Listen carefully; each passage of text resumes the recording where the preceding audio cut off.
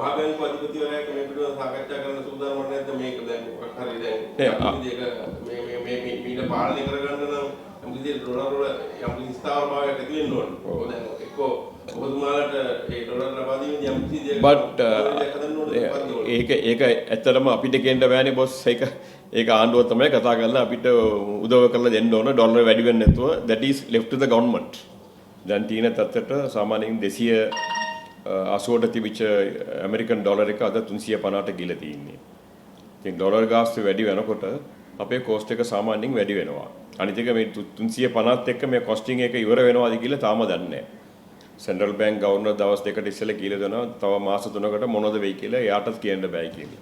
දැන් කොහොමද හාල් ආනයනික හාල් කලින් තිබුණු මිල කොහොමද දැන් මිල කොහොමද? ඔව් කලින් තිබිච්ච මිල සාමාන්‍යයෙන් අපි පොන්නි හාල් විකේ 200 අපි කියන්නේ ඔක්කොම wholesale rate not retail rate. හරිද? අපි කලින් විකේ 225ට විකේ පොන්නි හාල්.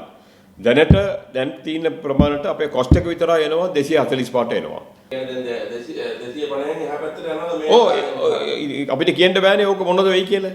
ඔව් කොහොමද ඒතකොට සීනි මිල කොහොමද කලින් තිබ්බ දැන් කීයද? සීනි ඇත්තටම සීනි සාමාන්‍යයෙන් තිබ්බේ 195ට තිබිච්ච සීනි එක දැන් සාමාන්‍යයෙන් 205යි 210ට විකුණනවා අපි.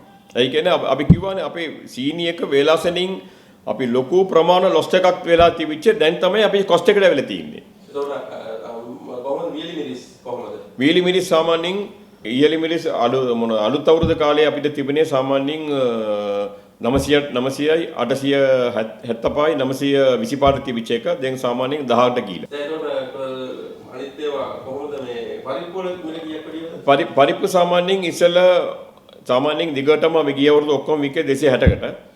දැන් ළඟදී පොඩි ෂෝටේජ් එකක් වුණාම ඒක 300ට ගියා. දැන් ආයිත් අඩු වුණා.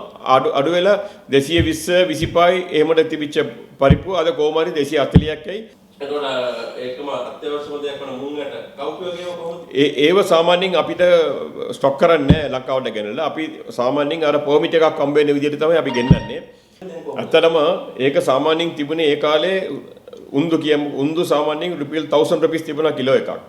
ඒක වැඩිපුර පර්මිට් දුන්න නිසා ඒක අඩුවට ආවා. 750යි 770යි 800ට ආවා. දැන් ඩොලර් සාමාන්‍යයෙන් වැඩි කරනකොට ඒකත් සාමාන්‍යයෙන් 950ක් ඒව එන්න ඉඩ තියෙනවා. අලලුණු කොහොමද? අලලුණු ඒක සාමාන්‍යයෙන් දැන් අලලුණුට තියෙන ප්‍රශ්නේ බඩු නරක වෙනවා නිසා.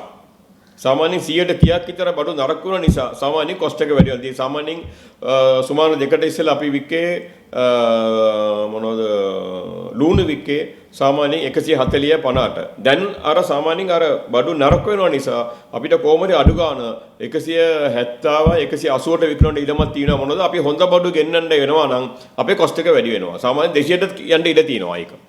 අලලුණු සාමාන්‍යයෙන් වැඩිපුර එන්න පොඩි වෙනසක් තමයි ඉන්නේ. ඒක අර ඩොලර් ඩිෆරන්ට් එක විදිහට යන්නේ ඒක.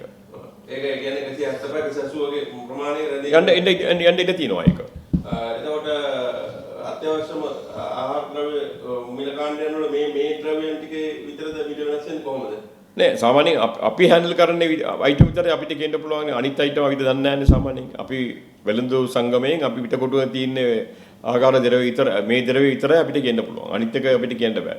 අපින් අරන් යන කට්ටිය රිටේල් එකේ විකුණන කට්ටිය අපිට ගැරන්ටි කරන්න බෑ. ඒක ඒගොල්ලන්ගේ තියෙන ප්‍රමාණය ඒගොල්ලන් කොස්ට් ඒගොල්ලන්ගේ ට්‍රාන්ස්පෝර්ට් තියෙනවානේ බොස් ඒගොල්ලන්ට.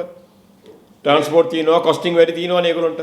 දැන් මේකට කියන්නේ සියලුම භාණ්ඩ වල මිල ගණන් ඉහළ ගිහලා තියෙන්නේ වෙනද පොඩි. සියලුම භාණ්ඩ දැන් වැඩි වෙන්න ඉඩ තියෙනවා. දැන් තවත් ඩොලර් වැඩි වෙනකොට තවත් වැඩි වෙනවා ඔක්කොම. ඒ කියන්නේ මහා බැංකුව අධිපතිවරයාට මේ පිළිබඳව සාකච්ඡා කරන්න සූදානම් නැද්ද මේක දැන් මොකක් හරි දැන් මීට පාලනය කරගන්න නම් යම් කිසි ඩොලර් වල යම් කිසි ස්ථාවරභාවයක් ඇති වෙන්න ඕන. දැන් එක්කෝ ඔබතුමාලට ඒ ඩොලර් ලබා දීමේදී යම් කිසි දෙයක් ඒක ඇත්තටම අපිට කියන්න බෑනේ බොස්. ඒක ආණ්ඩුව තමයි කතා කරලා අපිට උදව් කරලා දෙන්න ඕන ඩොලර් වැඩි වෙන්නේ නැතුව. that is left to the government.